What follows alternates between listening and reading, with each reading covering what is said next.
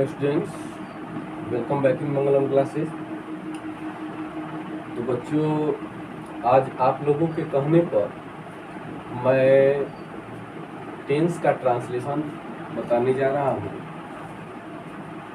और वैसे में यह वीडियो हिंदी मीडियम के बच्चों के लिए है जिनका इंग्लिश काफ़ी वीक है और जो इंग्लिश में को समझ नहीं पाते हैं। तो आज मैंने सोचा यह कि क्यों ना बच्चों को टेंस से शुरुआत किया जाए और एक अच्छी जानकारी दिया जाए ताकि उनका इंग्लिश इम्प्रूव हो सके। और बच्चों का भी काफ़ी डिमांड था कि सर टेंस से आप शुरू करें, और टेंस का ट्रांसलेशन हम लोगों को काफ़ी दिक्कत होता है, समझ में नहीं आता है। तो आप सबों के डिमांड पर, आप सबों के आग्रह पर, निवेदन पर मैं आज टेंस बताने जा रहा हूँ। और टेंस में स्पेशली ट्रांसलेशन पर आज मेरा फोकस रहेगा, जिसमें हम हिंदी टू इंग्लिश ट्रांसलेट भी करेंगे। तो मेरा यह आप लोगों से निवेदन है कि आप लोग इस वीडियो को स्किप करके मत देखिएगा, अन्यथा आप लोगों को समझ में नहीं आएगा और आप लोग को परेशानियां उठानी पड़ेगी।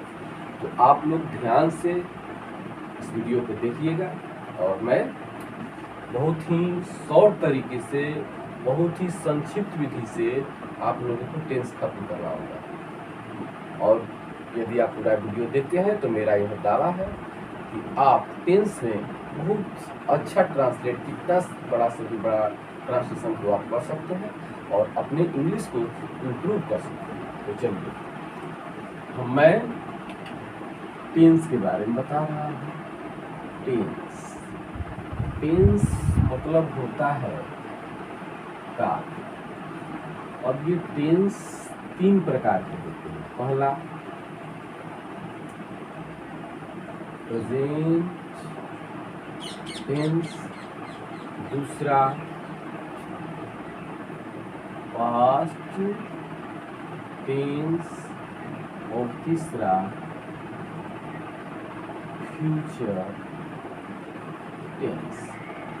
इसका हिंदी होता है वर्तमान काल, भूत काल, भविष्य काल। यानी टेंस 3 होते हैं: present tense, past tense, future tense, वर्तमान काल, भूतकाल, भविष्य काल। इसका पहचान होता है कि इसके अंत में है, हूँ या हो लगा रहता है। इसके अंत में था, थे, थी लगा रहता है और इसके अंत में गा, घी लगा रहता है। जैसे नदी में पानी है मतलब प्रेजेंट टेंस, नदी में पानी था मतलब पास्ट टेंस, नदी में पानी होगा यानी फ्यूचर टेंस। अब हम आगे चलते हैं। प्रेजेंट टेंस के 4 भेद होते हैं। पहला प्रेजेंट इंडेफिनिट,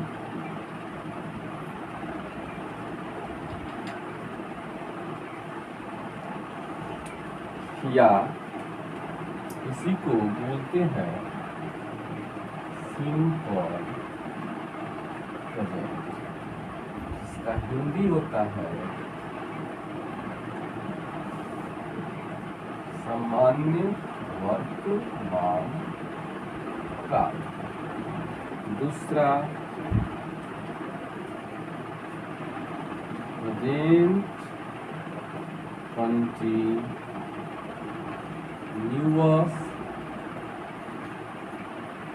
या प्रोग्रेसिव, या प्रेजेंट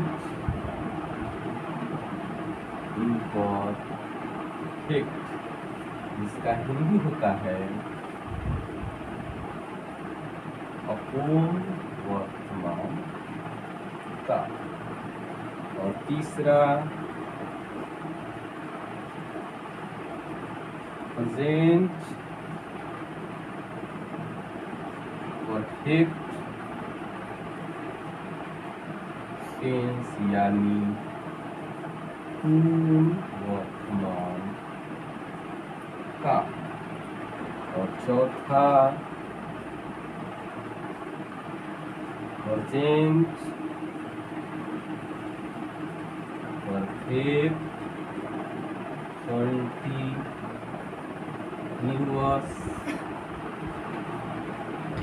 टेंस, जिसका हिंदी होता है पूर्ण और अपूर्ण वर्तमान काल।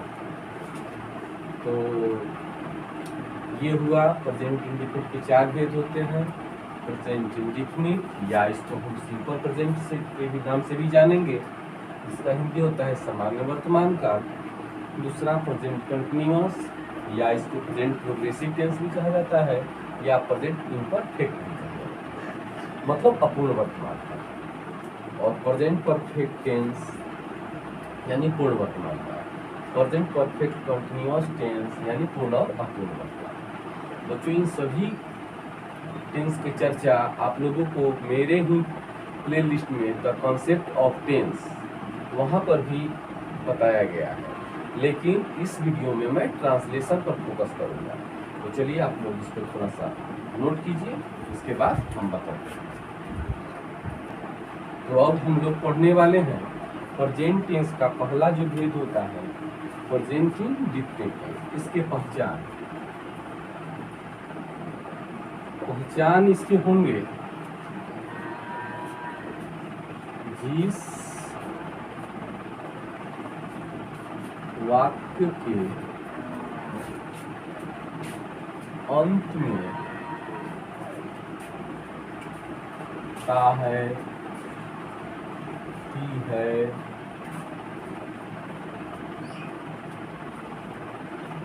ते हैं इत्यादि लगा रहता है। जिस वाक्य के अंत में ता है, ती है, वाक्य के अंत में मतलब वाक्य के अंत में वर्ब होता है, यहाँ पे वर्ब भी लिख देते हैं। जिस वाक्य के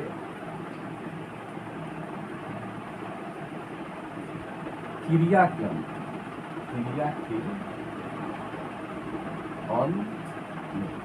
यानी जिस वाक्य के क्रिया के अंत में ता है, ती है, ते है लगा रहता है, तो उसे हम क्या समझते हैं कि वह वाक्य इस प्रेजेंट इंडिफिनिट टेंस का वाक्य है। ये अब जैसे राम आम खाता है, देखिएगा यहाँ पे ता है और एक खुल रहे हैं वे लोग बाजार जाते हैं, यहाँ पर ते हैं,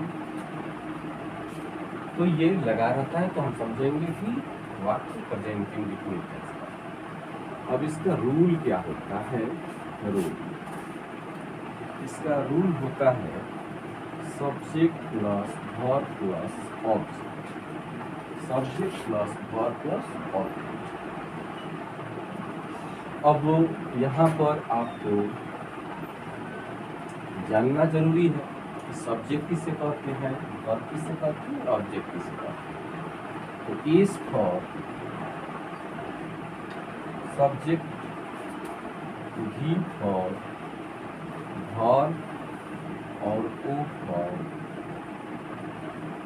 ऑब्जेक्ट। सब्जेक्ट मीन्स कर्ता, वर्ब मीन्स क्रिया, ऑब्जेक्ट मीन्स वर्ब। कर्ता किसे कहते हैं? जो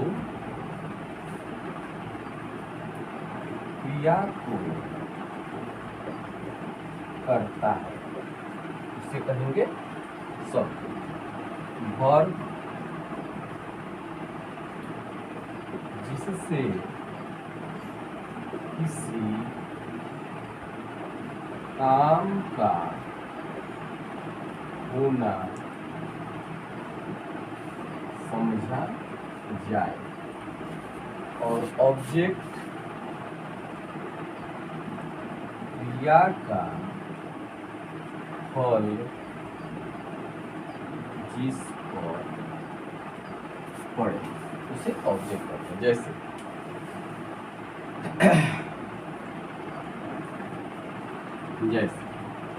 राम आम खाता है, इसमें राम हो गया आपका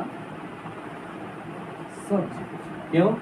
क्योंकि खाने का काम राम कर रहा है, और यही हम बताए हैं कि जो क्रिया को कर रहा है। तो यहाँ पे खाना क्रिया है, तो खाने का क्रिया कौन कर रहा है? राम। तो राम हो गया सब्जेक्ट। इसके बाद वर्ब, तो वर्ब यहाँ पे है खाना, मतलब कौन सा काम हो रहा है? तो खाने का काम। तो ये हो जाएगा आपका वर्ब। और ऑब्जेक्ट, ऑब्जेक्ट क्रिया का फल जिस पर पड़े, यानी क्या खा रहा है, तो आम हो जाएगा आपका ऑब्जेक्ट। इसको शॉर्ट में एस लिखते हैं, इसको शॉर्ट में भी लिखते हैं, इसको शॉर्ट में ओ लिखते हैं। अब आगे चलते हैं। कभी कभी ऑब्जेक्ट की पहचान करने में हम लोगों को परेशानी होता है, तो एक ट्रिक है कि ऑब्जेक्ट का पहचान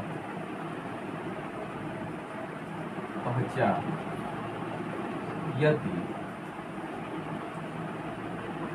वर्ब में क्या और क्या अथवा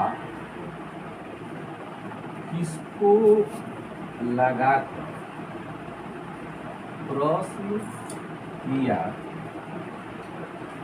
जाए तो ऑब्जेक्ट का पता चल जाता है। यदि मान लीजिए किसी भी सेंटेंस में ऑब्जेक्ट पता नहीं चल रहा है, वैसी भाषा में हमेशा ऑब्जेक्ट की पहचान होना चाहिए। तो आप वर्ब में और वर्ब में क्या और किसको लगाकर प्रश्न कीजिएगा तो आएगा। जैसे वर्ब यहाँ खाना है, इसमें क्या लगा देंगे? क्या खाता है? क्या खाता है? उत्तर आएगा आम। आम खाता है, तो आम आपका क्या हुआ? ऑब्जेक्ट हुआ। यानी पहचान कैसे करेंगे? यदि वर्ब में क्या या किसको लगाकर प्रश्न करें तो ऑब्जेक्ट का पता चलता है। यहाँ पर सुधार देते हैं, किया जाए तो जो उत्तर आएगा वही ऑब्जेक्ट होगा। जैसे वर्ब है खाना, इसमें क्या लगा के प्रश्न कीजिए, क्या खाता है? तो उत्तर आएगा कि आम खाता है, तो आम आपका ऑब्जेक्ट होगा। और दूसरा लेते हैं, राम मुझे पढ़ाता है। इसमें ऑब्जेक्ट कौन होगा? इसमें किसको लगा के प्रश्न करेंगे? क्या पढ़ाता है तो नहीं करेंगे, यहाँ पर किसको लगा के, किसको पढ़ाता है? क्वेश्चन होगा किसको पढ़ाता, तो उत्तर आएगा मुझे। उत्तर का आएगा, आंसर आएगा मुझे। तो मुझे ऑब्जेक्ट हुआ। इस प्रकार ट्रांसलेशन बनाने से पहले हमको सब्जेक्ट, वर्ब और ऑब्जेक्ट का पहचान होना चाहिए। कभी कभी सब्जेक्ट भी बीच में आ जाता है, वर्ब शुरू में भी आ सकता है, ये तो पूछने वाले पर डिपेंड करता है। ऑब्जेक्ट शुरू में आ सकता है, तो हम लोगों को सब्जेक्ट, वर्ब और ऑब्जेक्ट की पहचान आवश्यक है। जैसे जंगल में बाघ गरजता है, तो बाघ तो चला गया बीच में, तो यहाँ पे तो अक्सर जो छोटे बच्चे हैं वो जानते हैं कि जो शुरू में रहता है उसको सब्जेक्ट लिखते हैं, लेकिन बाघ सब्जेक्ट है। क्यों? कौन गरजता है, कौन लगा कर प्रश्न करेंगे तो सब्जेक्ट का पता चलेगा। यहाँ पर और हम बताते हैं सब्जेक्ट की पहचान। वर्ब में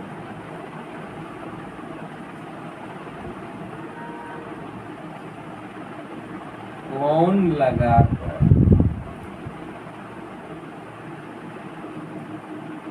प्रश्न किया जाए तो जो उत्तर आएगा वही सब्जेक्ट होगा। जैसे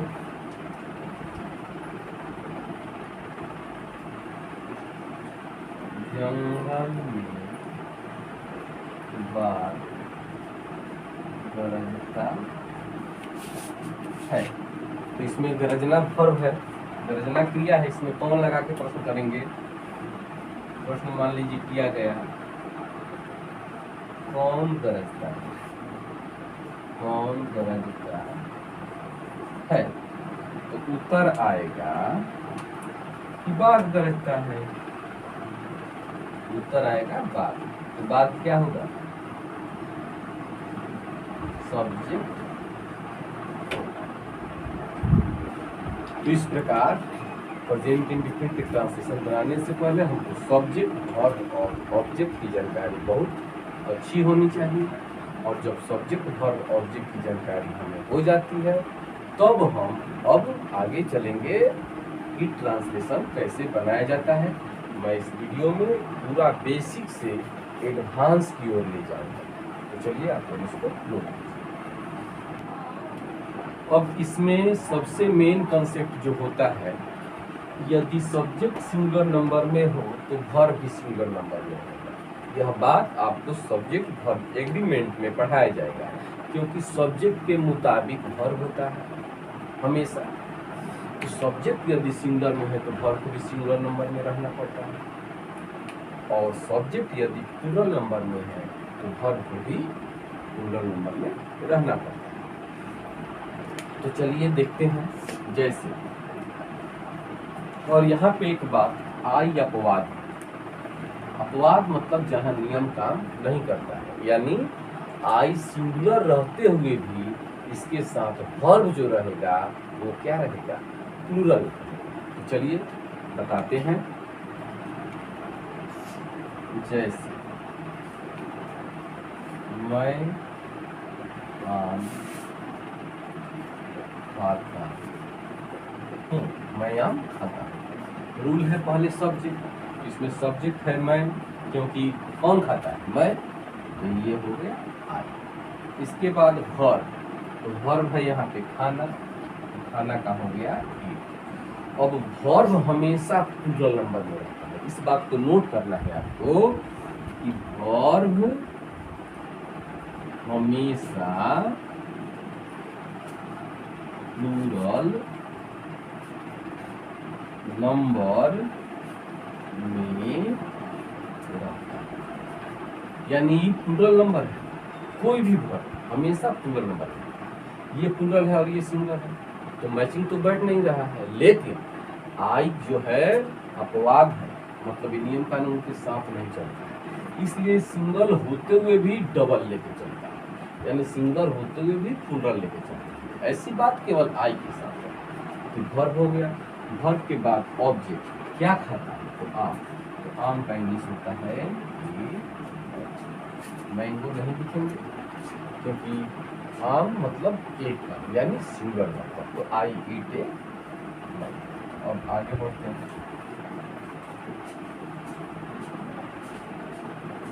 हम लोग